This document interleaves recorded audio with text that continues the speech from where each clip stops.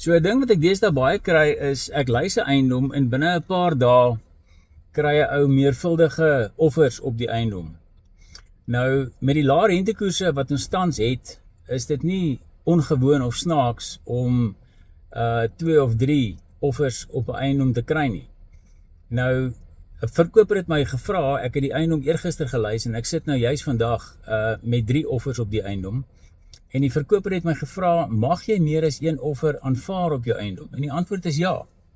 Jy mag meer as 1 aanbod om te koop op jou eiendom aanvaar, maar daar is 'n spesifieke manier om te doen. En as jy dit verkeerd doen, dan is die skoolgeld wat jy gaan betaal bietjie meer en bietjie duurder as die kommissie wat jy vir 'n ervare agent sou betaal.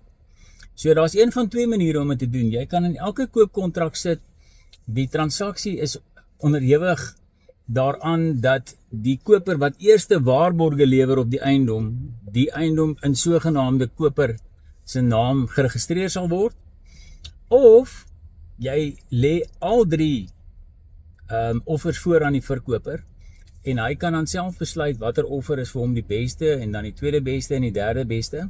Dan moet die tweede aanbod onderhewig gemaak word aan die suksesvolle kansellasie van die eerste aanbod en die derde aanbod moet onderhewig gemaak word aan die suksesvolle kansellasie van die eerste 2 offers op die eiendom.